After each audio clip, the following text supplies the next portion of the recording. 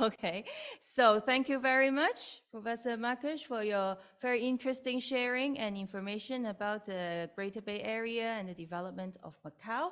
I am sure our audience online or here might have questions, but we are saving we will have a panel discussion later. So I already received some questions online. So, but I will place it all in the end when we have the panel discussion. So we now move on to the second presentation, which is from Professor Alexandra Lobo from the University of St. Joseph, Macau. So Professor Lobo today is representing Brazil. So he's not talking about Macau. He's from Brazil and actually von Zela, Brazil. So he's going to share with us some innovation practice in Brazil. He's today here as a Brazilian, not as a Macanese. So let us welcome Professor Alexandre Lobo. Oh yes, he's also Portuguese, so but today he's Brazilian.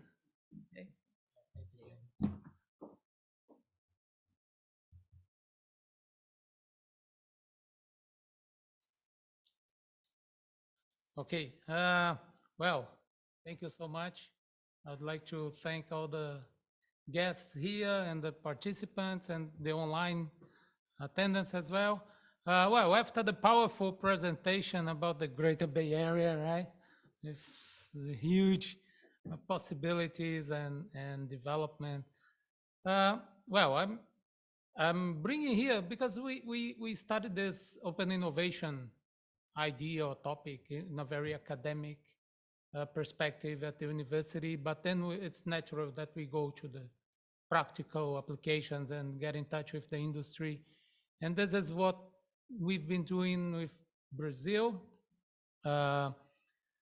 This idea of cooperation comes from different perspectives. We are working here with Portugal, but also with Brazil, and Fortaleza is my hometown in Brazil. That's why I push the development there, because I see that there is a lots of similarities of what Macau is doing, and sometimes you go to other centers in Brazil and there is no value connection, right? So in Fortaleza we have a very good point of connection. So I'm just bringing some experience that we have been doing and that we follow during this connection for the Open Innovation Symposium, and what we are planning to do now, right? So mostly I'm bringing here case studies actually, right? Well, our sponsors we already thank, right? So Macau Foundation, Católica, and CCCM. So what is happening in Brazil? I think we were just talking, and Brazil has many initiatives in open innovation, and it's getting more mature about how to implement it, right? As it's still challenging in some industries, but we see lots of initiatives. I highlight here lots of demand from the government side, right? We have some government agencies that is looking for the universities and for the innovation center. The figure of innovation center or independent innovation center is quite new in Brazil, right? Everything was inside universities basically, but now we have, right? We have hospitals bringing innovation center.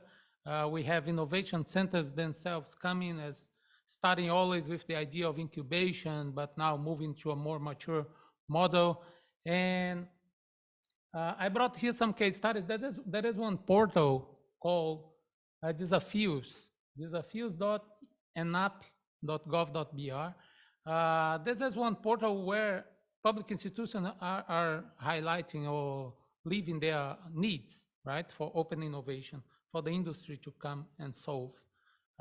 Some of them with funding already, some of them still trying to see how to develop this funding initiatives, right? And what I can see is some are very successful and some are struggling, right? Some initiatives are successful, some are struggling. And then, of course, I'm not going to give a lecture about open innovation here. That's not even my most significant area of expertise. But in this figure, we have some phases, right? that we can find the bottleneck in some of these, mostly depending on the industry or the maturity of the level, right? Sometimes you have lots of problem here in the diagnostic phase, right? You don't even know what you need. And this is something that I will highlight from one project that we are participating now, USJ in Brazil. And some are here in the implementation, right? So some statistics, well, the font size is quite small. I can try to read for you. The idea is some statistics about reasons why companies are looking for startups to solve their problems, right? From outside in, right? First reason is natural, right? Looking for new developments or innovation for your business, right? Second one, meet new ideas, right? Third one, help entrepreneurs in developing their business, right? So this is a perspective from my need to the external need, and investment opportunities, right? So this is statistics that show how the market is driven, right? Where people or the investors are looking for to put their money. And another one is more technical, right? Is one specific area of IoT startups, right? What do they say about open innovation, right? Where they are participating. And this is from 2016 to from almost nothing to 2020, with lots of opportunities for these startups, right? And we have one case here that it's exactly, this was one open innovation initiative that was for the company of water and water treatment. And one of the most significant area that they received projects was IoT, right? Was monitoring, right? Was not even nothing related to biotech or water itself, right? And some of the challenges, right? I like to study a lot about challenges because I think that's the major point that we have to track, right? And then we have here, for example, the phases, right? Finding the startups, right? And understand the market, right? So this is executives, right? That they will listen, they could answer 3 items and they answered these 3 as the majority, right? So you can see that in the first position, right, is managing how to implement, right, the phases, right? This is exactly, I put this one because I think this is exactly our major issue in the projects that we are facing, right? How to manage the process. And just a few examples. I'll try to be very fast in my presentation so we can move ahead with the following. I brought here 3 case studies related to universities in Brazil. There is one university, Federal University of Ceará, that we have a cooperation. We have an MOU signed, and we have lots of research with them. And then we are getting closer with the innovation parks and the initiatives. They have actually 4 incubators inside the university, so it's a vast possibility of opportunity. But this innovation park is specifically focusing on open innovation. And then I've been working with them as a kind of mentor, giving some ideas, but not formally in the projects, right? But I hope now, after the symposium, this was one output that we want to develop with them, a closer relationship. So the first one is the one I already mentioned, right? This was the open innovation between the university and a public institution, a public company, right? Where there was a water treatment and water management company, and the university launched the program, and they released their problems, and the startups came with the ideas. And we had projects in biotech, but most of the projects were related to technology, right? IoT, data analytics, right? Improve the processes, right? So this is something that is also very common to find in Macau and in the greater Bay Area, is that we have a major number of companies related to high tech, like AI and IoT. Right? So this was funded by the public institution, and the projects were hired, and the startups are still working there after the initiatives. Another case that this was already this year, first semester, was with one fintech company. It's called FitBank.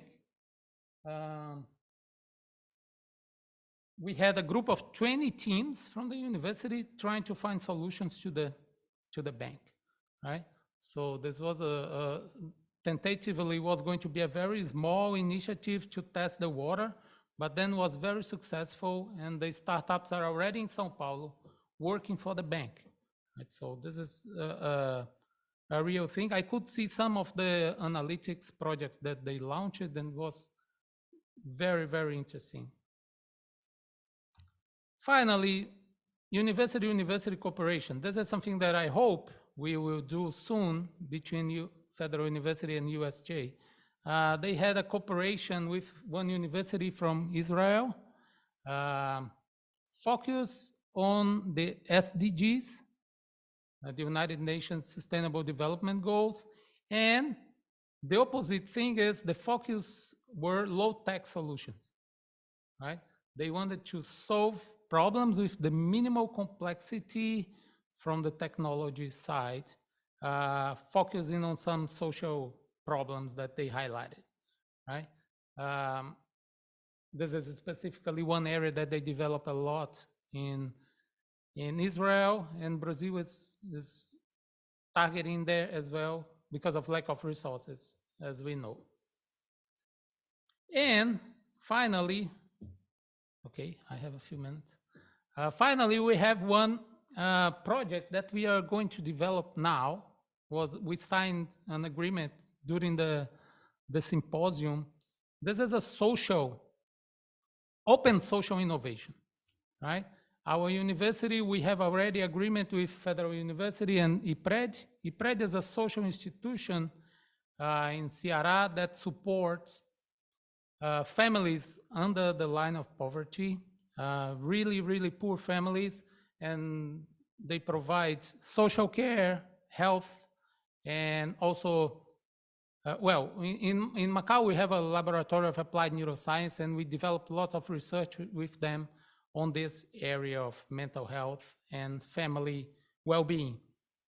So the institution supports 450 families and more than 1,000 children and 600 autistic children. So it's a social institution that we are going to develop with virtually as well, hopefully. And the idea was, okay, IPRED has hundreds of problems to solve, right?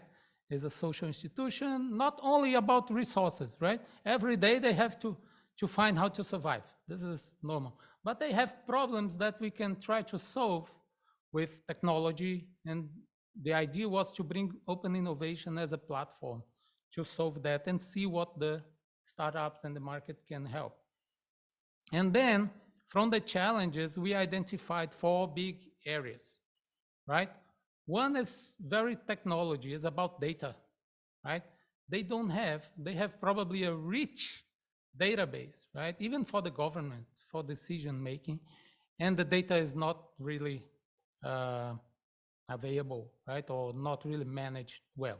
So this is one need that we need to listen for the patient data flow.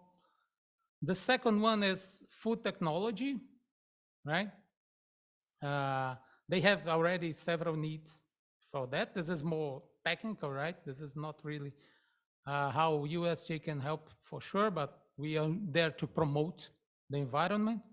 The third one is logistics issues that they have, because they have lots of donation and some of them they cannot collect, right?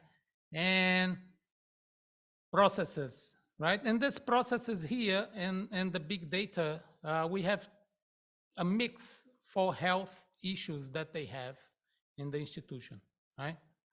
And from there, we are going to apply some high-tech solutions for health development.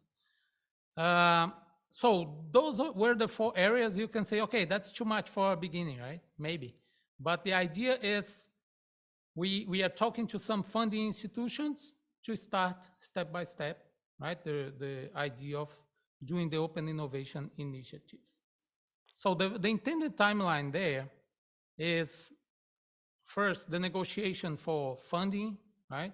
Secure funding resources, because many initiatives, as you can imagine, on those institutions, they start as ideas, but they don't follow because of lack of resources, right?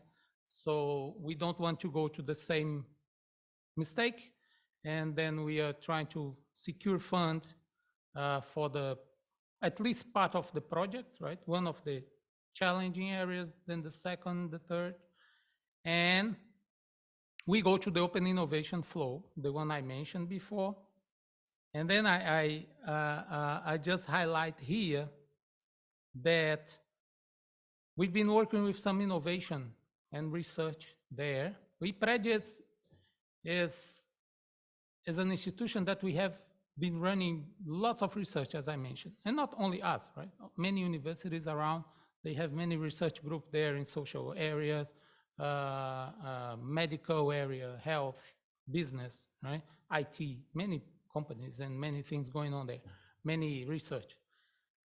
But we already identified that they have a big problem here, right? In the part 1, oh, you cannot see my mouse, right? Okay, in the diagnosis phase, right? They have lots of problems, but they cannot narrow down the scope into a project, right? It becomes something always changing, and they don't know exactly what is the problem.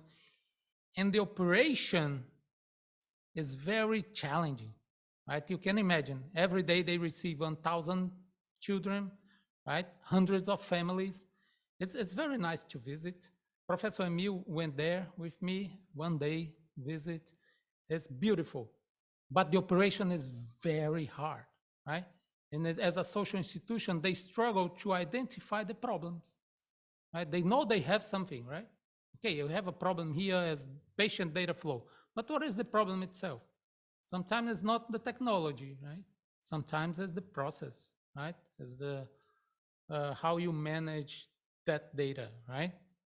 So we are targeting to have a very strong emphasis on the diagnostic phase for the needs, and we are planning to have this first step institutionally now in November, early November, I believe. We have October to align all the funding and the support in the institutions, and in November we are going to start. So basically, this is what I brought here to present. Some examples of what USJ, I'm here as Brazilian, but I'm still USJ, right? What USJ is doing to support these initiatives in Brazil. And of course, we want to learn to Macau. USJ is launching our incubator, our initiatives, and those centers that Emil already mentioned, right? So infrastructure probably is not the issue, right? The issue is implementation, right?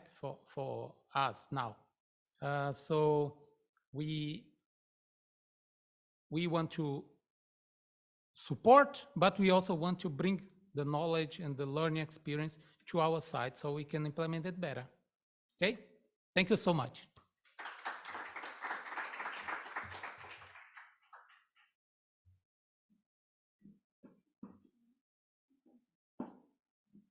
Thank you very much, Professor Alexandre Lobo, for your sharing about our projects with Brazil and give us some ideas on that. Like Alex have just mentioned, we are trying to collaborate with partners to help, but we are trying to learn, and we are now here to learn from our partners in Portugal.